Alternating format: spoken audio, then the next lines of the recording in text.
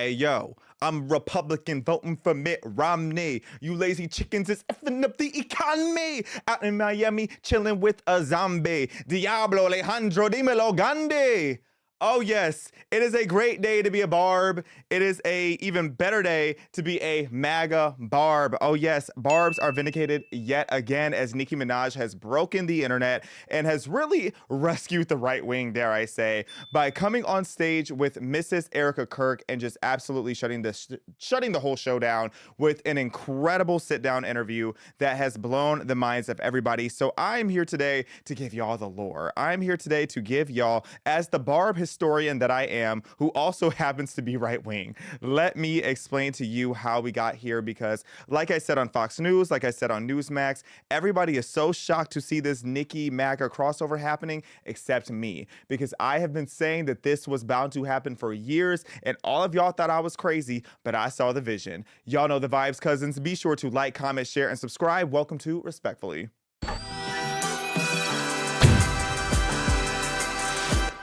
Wow, it is. I feel so vindicated. It is such a great time to be a MAGA bar.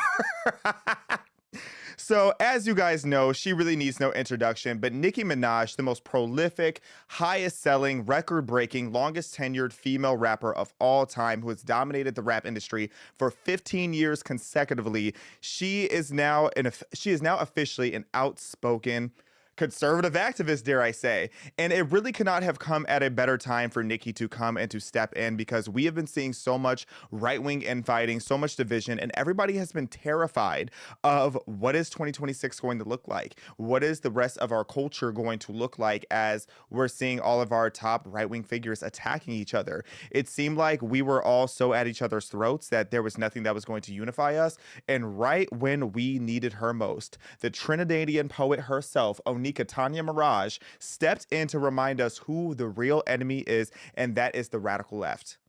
And I could not be happier. So here is just a short clip of some of Nicki Minaj's presence over at Turning Point USA's AmericaFest. We won't be silenced ever again. We will speak up for Christians wherever they are in this world. Amen. Amen. Iconic. I don't know if you can see this at home, but she's getting a ton of standing ovations. It was so loud in that room. You truly had to be there. And for those wondering if you... so much. Thank you. We love you too, Nicki. guys.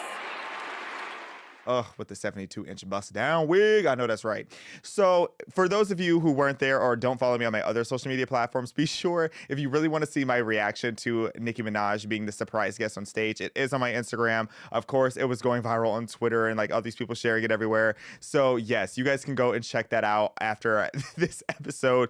And to answer the question up front, because a lot of people were asking me, did I get to meet Nicki Minaj? Because everybody knows I am a super fan. Shout out to Mikey McCoy. I asked a bunch of people at Turning Point if I was initially going to be able to meet her. They said it was very unlikely, but a small chance. And I didn't think I was going to be able to meet her. So I did leave. I had to go to the airport. And right as I was pulling into the airport, I got the call from the amazing Mikey McCoy to come meet Nicki, but it was already too late. But I have faith that I will meet Nicki at the right time. I'm just so grateful that Nicki was able to share such an important message. And, you know, she's been so vocal about fighting against the persecution of Christians in Nigeria. And this whole era has basically it really got kicked off with Nicki Minaj making a tweet where she first was thanking President Trump for being one of the first global leaders to be outspoken against the persecution of Christians. I believe we have the tweet here.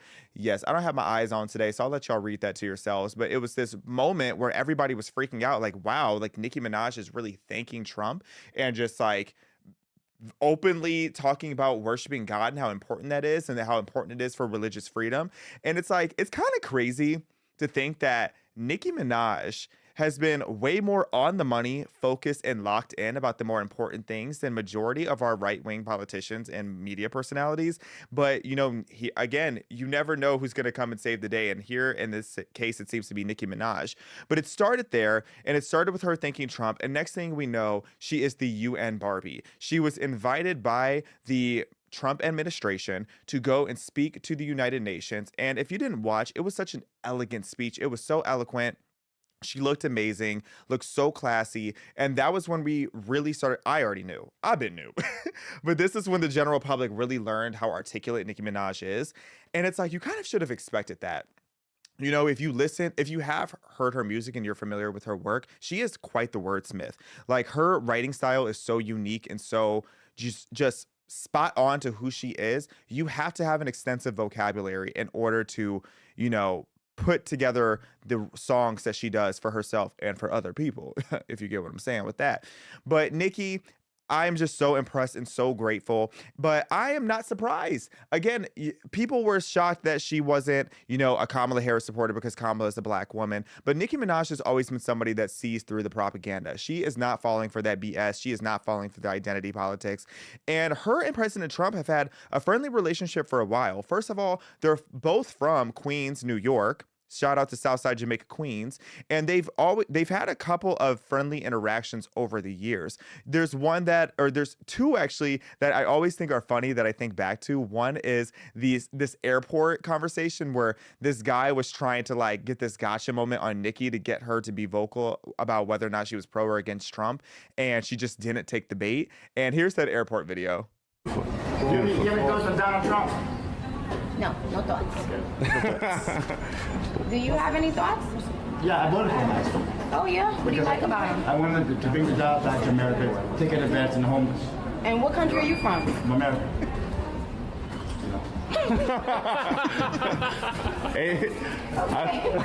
He's not She makes every interaction so funny. Like, the amount of times you can just hear me quoting, no thoughts. Like, I have nothing to say, and then put the focus right back on that guy. And what I have said for years is that if a celebrity refuses to talk about President Trump, then more often than not, they support President Trump, but they're not going to risk getting canceled, or they're not going to risk getting into a political discourse because it's exhausting. And that video was at a time where fewer people were outspoken about politics just in general. Like, politics in the good old days used to just be something that was behind closed doors or to yourself, but now, not to be a hypocrite, but I make sure that politics is on the topic of everybody's mind at all times because rant is due. And then there was another time where President Trump was actually asked about Nicki Minaj, and this is what he had to say. Tell me, who are the performers? You got Nicki Minaj, you got Ariana Grande. Good. Are you fans of either? I think they're both terrific. Just talked to Donald Trump, and I told him that you were performing tonight. I asked him if he was a fan of yours. Oh. What do you think he said? He probably said, "Who's that?" No, he didn't. He said he's a fan. Really? Donald Trump? Surprise you? Yes. And I just fell in love with a gangster, so I hold him down like an anchor. He said if I keep it 100, then he keep me safe like a banker. That's one of my favorite Nicki features, by the way. My car is named after the Princess Diana song. Fun fact. Now, part of what these two have in common, besides the fact that they're both from Jamaica, or Trump isn't from Jamaica, but he is from Queens, New York. Mr. Rodriguez, I hear you laughing in the back. Nicki Minaj is not Jamaican. She is Trinidadian. I'm at Jamaica, the neighborhood. I just had that vision in my head. I was like, wow, this is news to me. I can hear Mr. Rodriguez keying in my ear, child. Don't do that. So President Trump, you know, on a more serious note, how these two have so much in common. I want to give you the history of this because I feel like in the context, it makes more sense. I've given y'all sprinkles of this throughout time, but I want to just concisely explain why these two have so much in common. So, boom.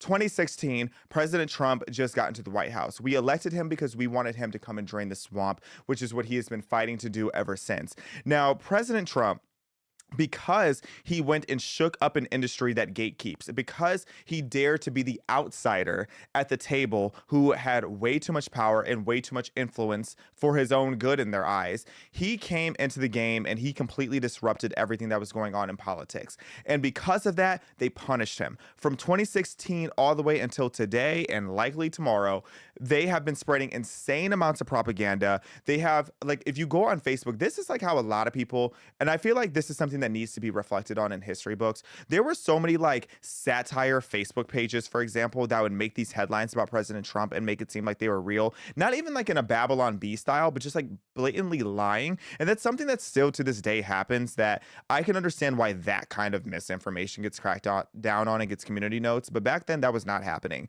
And it still doesn't happen when it's about somebody right wing, unless it's on X. But there was all this corruption that spread about him. They were covering up all the things that should have been exposed to the light light of day. And from 2016 to 2020, especially, you saw the height of just insane propaganda against Trump. You saw the Russian collusion scandal, which to this day, I still have to explain to people that the entire thing was a hoax. To this very day, there are people who spend their days thinking that the whole Russia collusion thing happened, just to come and find out that Hillary Clinton was actually literally colluding with Russia. But as I've talked about before, the war of deception, the number one rule in the art of war is that you have to accuse the person that you have to accuse your enemy of doing exactly what it is that you're doing. It's gaslighting 101. It's the art of war. But Hillary Clinton knew that, and she was accusing Trump of colluding with Russia and almost had the man in prison just to find out that she was doing it her own self.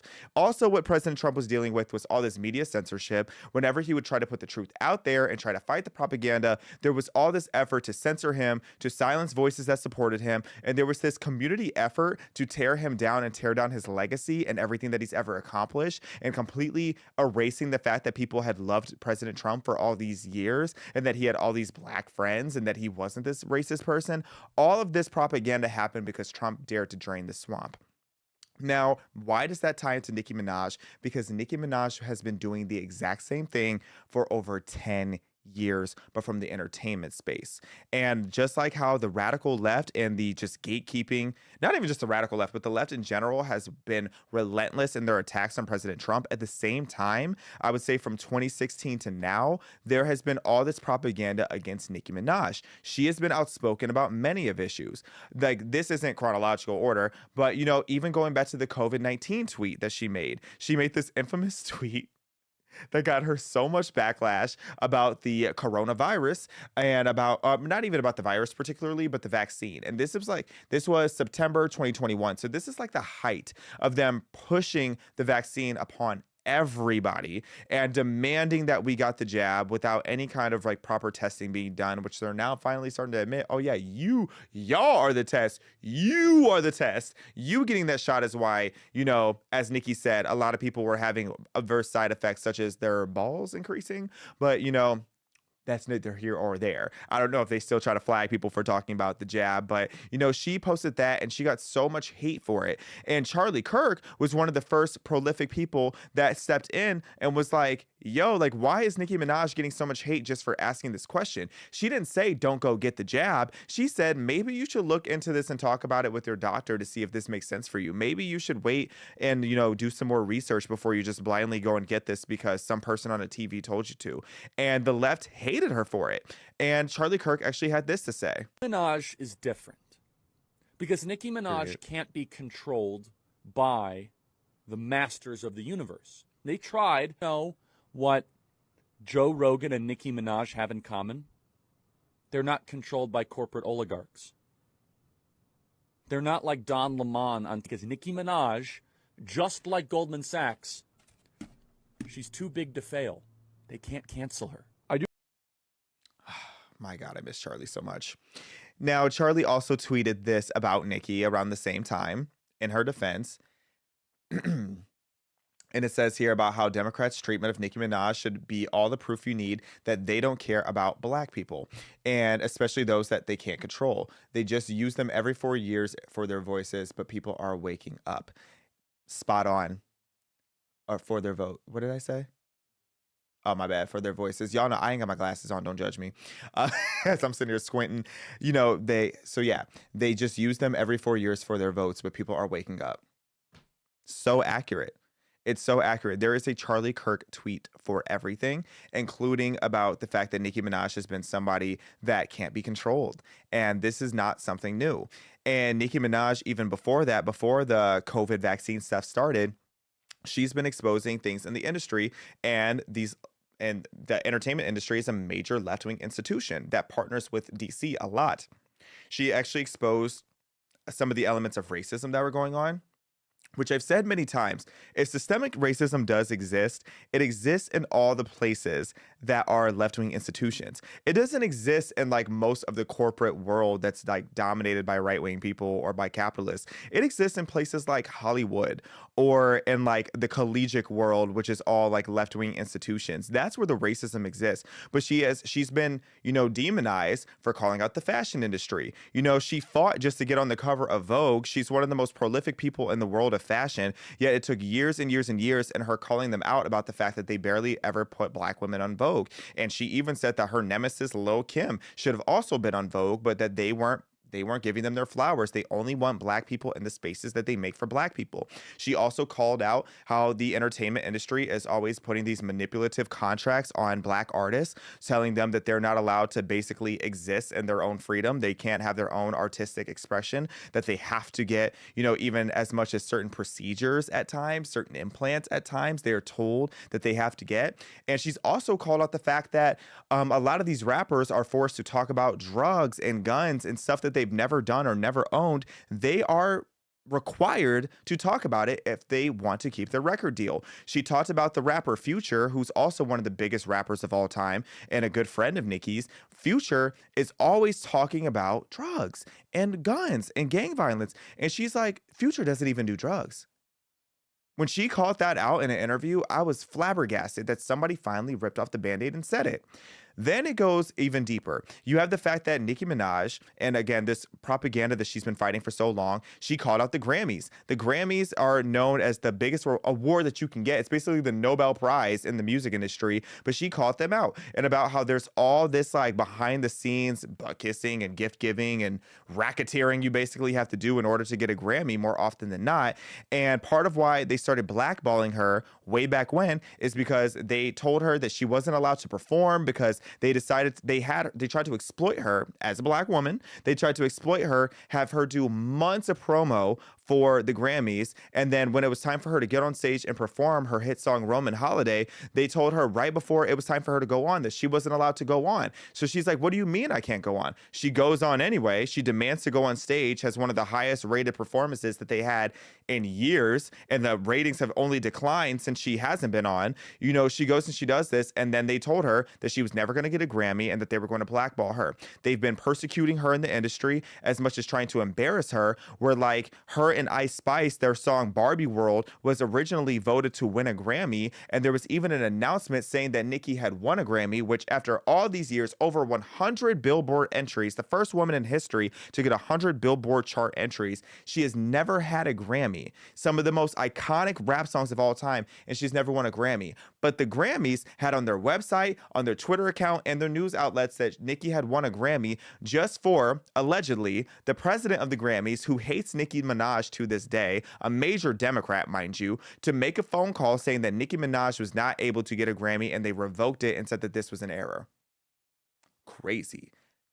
So y'all get what I'm saying? How Nicki and Trump have a lot in common. Then it gets into the point where the biggest thing, the thing that I think made people the most mad that started this whole anti-Nicki Minaj propaganda war was that she called out streaming services for the fact that they were financially exploiting a lot of artists, a lot of black artists even, a lot of these rappers and R&B people, R&B artists that when we're not getting any money because people stopped buying music. When was the last time you actually bought an album or went and bought a song digitally? More often than not, that's not what you're doing. You're streaming. And during the mid 2010s, when it was that awkward time where people were streaming music rather than buying it, a lot of artists like her were barely getting paid. Their work wasn't getting recognized and they were being completely screwed over. And Nicki Minaj had enough and she drained the swamp of Hollywood. She became a vocal advocate about the fact that streaming services needed to be recognized by RIAA, who basically says, oh, if I have a platinum record, a diamond record, if you ever heard that, that means you've sold, platinum is like you've sold 1 million units,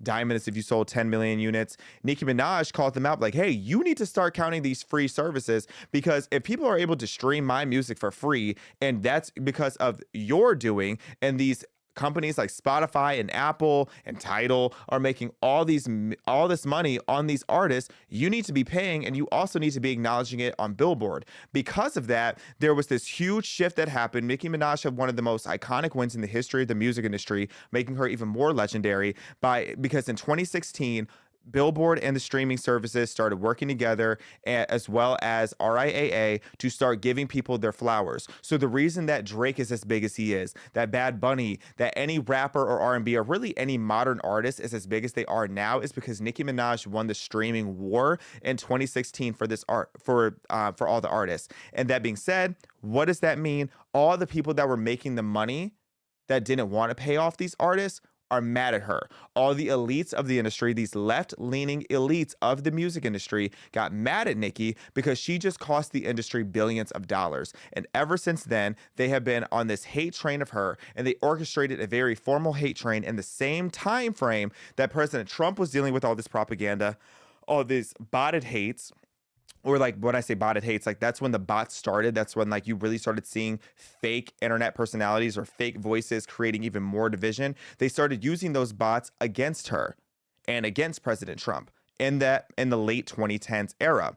It got to the point where in 2017, the Nicki hate train was so crazy that they had people like Lil Kim and Remy Ma that people were putting in their ear saying that Nicki Minaj was talking about them at times that they weren't, until she was. She started clapping back once they came at her first. But Nicki Minaj, Remy Ma is such a chop. Remy Ma, you know this woman, she went to prison because she shot her friend for $1,000. She shot her friend over $1,000 and left her one son. What kind of bum chick does that? What kind of bum chick shoots a friend over a rack? What type of mother leave her one son over a stack? Anyway, there's a Nicki verse for everything. But it went so far that the industry was burying her by having a funeral for her, where all these rap artists came together. That's why I will never look at Queen Latifah the same, the fact that she was there. They went and had a funeral for Nicki Minaj in, I believe, 2017 or something like that. Or maybe 2018. That is insane. To have a funeral for somebody saying that their career is dead, that is an orchestrated attempt of burying somebody's legacy because she dared to drain the swamp. So when I say President Trump and Nicki Minaj have had so much in common for so long, this is exactly what I mean. This is the type of stuff that was going on. Because then that's why they propped up Cardi B. Cardi B comes in. She allegedly took a deal that 3 other artists had declined to take, where basically in the deal there was a clause that she had to go after Nicki and be this nemesis. So while Cardi B was being put all over Chop, that was her first. Was that her first face? That had to be in her first 3 faces, because she's gone through a lot of faces ever since then. Notice how Nicki Minaj is naturally beautiful and has never touched her face. Just clock it. Cardi B looking like a Chop. So as Cardi B is just continuously being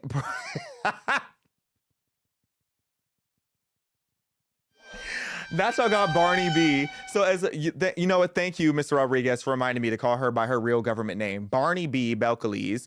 Barney Belcalis. She was getting, all this attention, all this like help from allegedly from bots and machines like Payola. And Payola is basically an illegal streaming or illegal service where like radios are paid to play your music, and streaming services are paid to like overinflate your numbers to make it seem like Cardi B is the biggest star in the world, which is why she has tanked, because she owes her label so much money allegedly. But meanwhile, Nicki Minaj was blacklisted from radio. DJs and blogs were paid to hate her and not play her music. The radio was paid to not play her music. Billboard would change the rules every single time she would release a song. They would ice her out of accomplishments. All this insane stuff happened. So Nicki Minaj is going through all of this while watching the same thing happen to President Trump. All this propaganda is being spread about both of them. So it does not shock me that these two have so much in common, and that Nicki Minaj is on a vengeance warpath of calling out fraud, including Gavnots, including Gav out Newsom,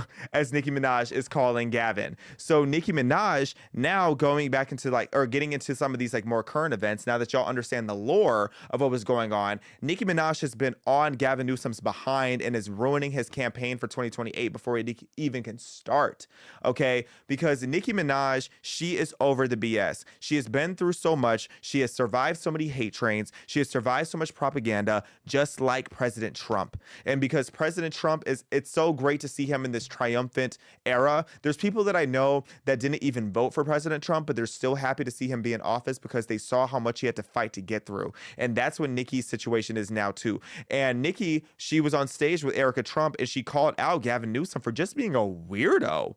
just being an absolute weirdo. And it's so funny seeing some of the tweets of mine that Nicki likes, because every time I whack Gavin Newsom, she likes it, I feel like. So I've been really getting an understanding of why she dislikes Gavin Newsom so much, and the fact that Gavin Newsom is a fraud. Gavin Newsom made everybody close their businesses and made everybody go out of business and get all these fines and go to jail even sometimes, to the point where they had to leave the state. But Gavin, he had his businesses open. He got to go and wine and dine in the nicest places all in California. And this is Nicki on the AmFest stage with Mrs. Erica Kirk calling out Gavin. Imagine being the guy running on wanting to see trans kids. Haha, Yuck. not even a trans adult would run on that. Normal adults wake up and think they want to see healthy, safe, happy kids.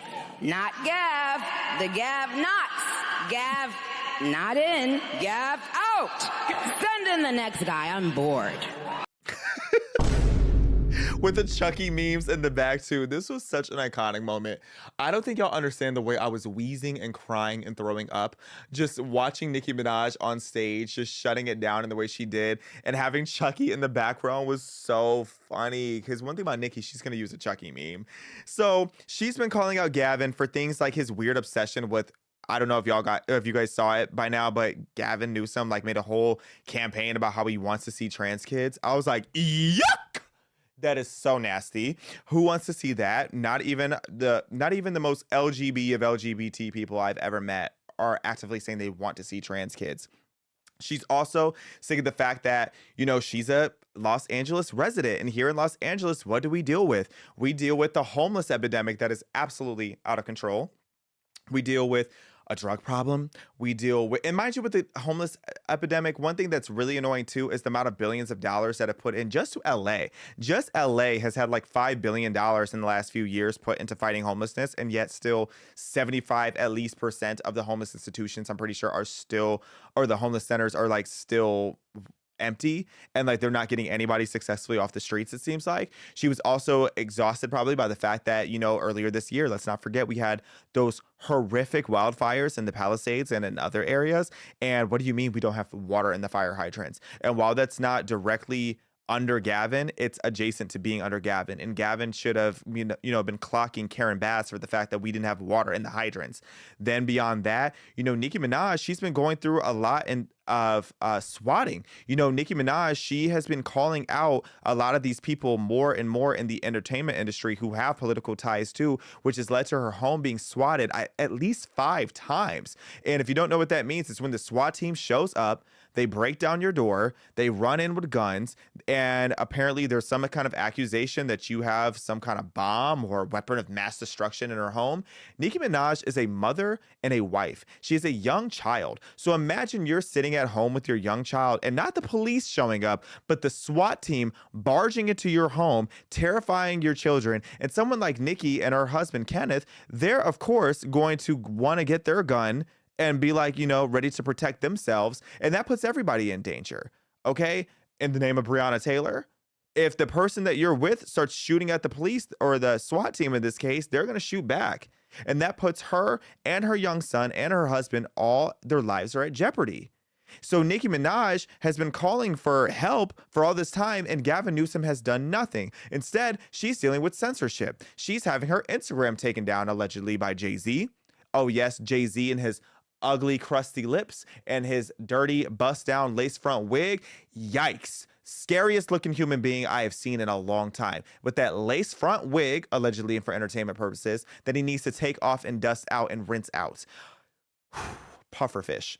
So nasty. But Nicki Minaj deals with all this censorship. She gets blacklisted on Instagram and Twitter and all these different places that these left-wing elites have their ties at, just like they were, isolating Trump and isolating Trump's message. They did the same thing to Nicki, and Nicki's safety was at jeopardy, which is why Nicki Minaj a few months ago, I'm still so grateful that she was sharing the Justice for Demoree Hadley trailer that we did on this show. She had posted this trailer unprovoked, and then every single time somebody asked her, why is it that your Instagram is taken down, Nicki, she posted this video.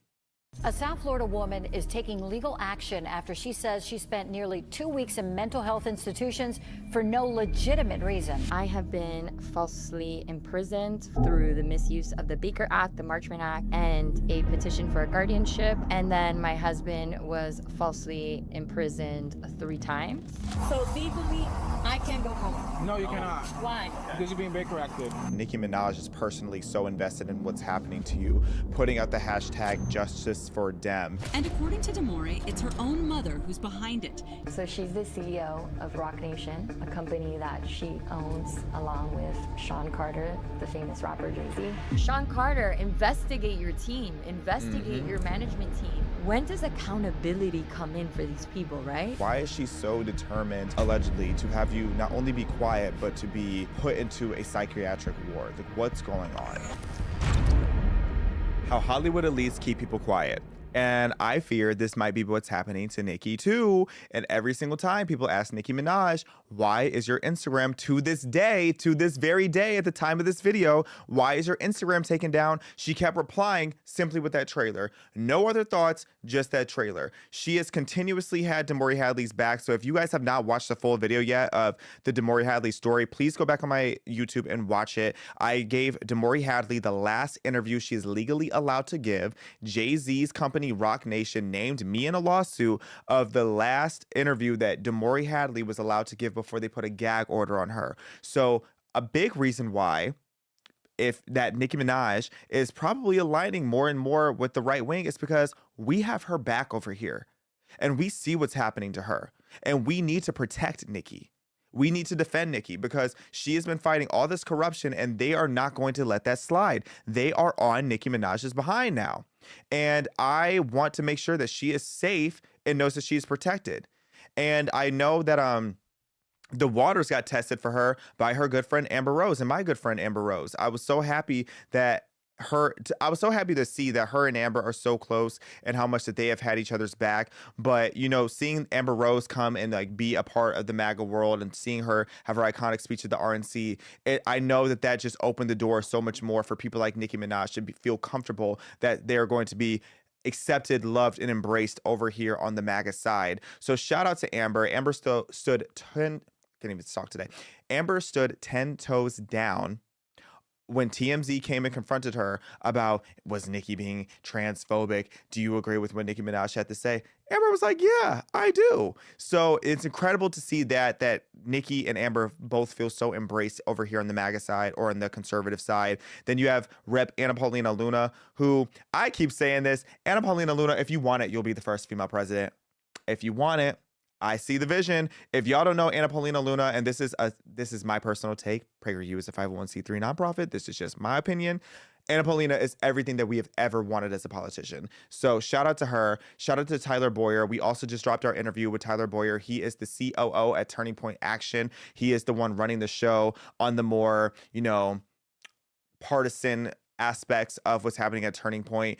And we have an incredible interview with him that we actually recorded hours after Erica Kirk told, you know, old girl, the conspiracy theorist, to stop. So be sure to check out that interview as well. And, you know, Anna Paulina Luna, I just have so much respect and admiration for her for so many reasons. And one of the things that she did that I really respected was this tweet. And this is one of the things, this is one of those little things that really go a long way, where Nicki Minaj was getting really horrible threats, just posted about her publicly, mind you. These people weren't even hiding the fact that they were threatening Nicki Minaj for, you know, defending Christians and calling out corruption. And nobody was helping her. Gavin Newsom was not helping her. But you know who stepped in? Rep. Anna Paulina Luna from Florida. And she says, please text my cell. As you can see the rest of the tweet there, and that we take law enforcement very seriously on this side. We take threats for violence very seriously on this side. On the left, they make it so easy for people to be violent, especially when it's political violence, but that doesn't fly over here. So those little things like that have brought Nicki Minaj even more over to the right wing. And my goodness, was it a perfect time for her to be here, because we really needed someone to remind us that we need to fight the radical left. We need to fight the fact that they're trying to trans kids. They want us to live in a lawless society. They don't want us to have borders. They're trying to ruin our country. And Nicki Minaj is a patriotic woman, and she is not about to have that. And on top of that, there's so much pressure in the industry to go and support the Democrats. I guarantee there have been so many people that have tried to reach out to Nicki Minaj and get her to either campaign for Joe Biden or Kamala Harris. And Nicki was not taking the bait. I know a lot of people who did. I know a lot of public figures that have told me in retrospect that they advocated for Kamala Harris because they were paid to, and now they regret it, including boxing champions, including a bunch of influencers, music artists, a bunch of people that have advocated or campaigned for Kamala Harris. They regret it. But Nicki Minaj was not going to do that because she is too big to be controlled, just like Charlie Kirk said. And on a funny note, I think it's also really refreshing to see Nicki Minaj get on stage with Erica Kirk and at the United Nations and just speak so eloquently, because it really just reminded people that there's a big difference between her and her competition, really her sons, because it's in the rap industry, it is Nicki and everybody else. There's a barrier right here between Nicki and everybody else, because when Kamala Harris brought black women on stage like Meg Thee Stallion, this is what they had Meg Thee Stallion doing for votes. Never forget. Honestly, we should have just put hey.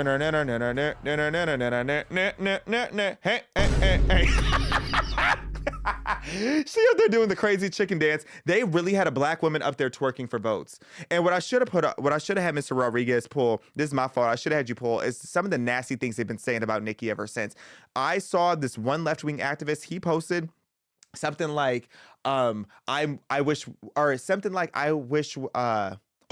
miss when Nicki Minaj was just twerking, or I wish Nicki Minaj would just go back to twerking, is what he tweeted. And it's like, oh, so you're saying that a black woman not agreeing with you, you just want her to go back to shaking her behind? That's all the value that she has to you? This educated woman just got on stage and talked about the persecution of Christians, and you say that she needs to go back to shaking her behind? But that's how little the left thinks of black women. And then you had Cardi B, and honestly, I genuinely think this might have been the moment that cost Kamala Harris the election. Cardi B actually, before we even get to that, let's go all the way back to her and Sleepy Joe Biden. Do we have that clip? It's simple. We just want justice. That's all. We want justice. We want to feel like Americans. We want Joe Biden had equality. no idea what he was doing. Treat me with respect. Yes, with respect. Respect. He was probably talking to her, not with her in that clip. And then you had her talking to Kamala Harris, the clip that just keeps on giving. Trump says he's going to protect women whether they like it or not. Well, if his definition of protection is not the freedom of choice, if his definition of protection is making sure our daughters have fewer rights than our mothers, then I don't want it. I don't want it. I don't want it. Off key, mind you. I don't want it. We all knew Trump was a hustler. But hustling women, and I'm a hustler too, yeah. And but hustling women out of their rights to their body is nasty work. Hustling Americans out of their hard-earned money by selling Trump watches, Trump sneakers, and Trump Bibles made in China, another country he discredited, is nasty too. I could drag that woman for the rest of my life and I would never get bored. Cardi B is just such a low-class individual, and I really hate that people even put her and Nicki in the same sentence so often, because it's like Nicki is so educated and poised and polished and focused and has so much integrity, and she has so much authenticity in her craft and her penmanship. And then you have a roach. Then you have Barney B. Then you have this woman who can't write a rap, can barely speak a sentence, has no idea what she's talking about, will do anything for a check, including drugging and robbing men, which she admitted, who took an entire deal just for the sole purpose of attacking the woman that opened the doors for her to even be in the industry. And this is why Megan and Cardi are both miserable people to this day. You know, Meg is still trying to get up on her good foot. She is still probably dealing with her alcohol problem. No shade.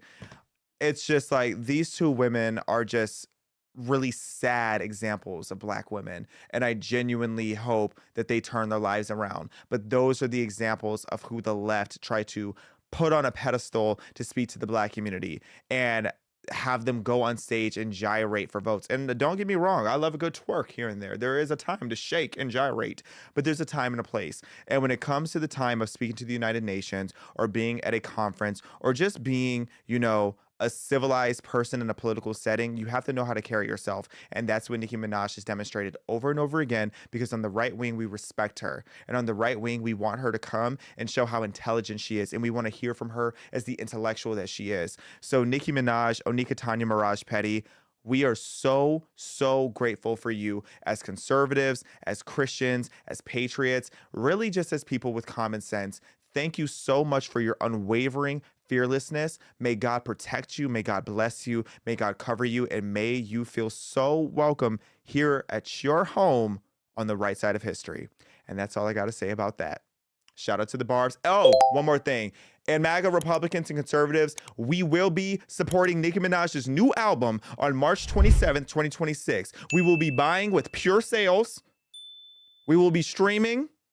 And we will be sending in radio requests. We will be breaking the record for the highest debut of this century by Onika Tanya Mirage Petty. And that's all I got to say about that.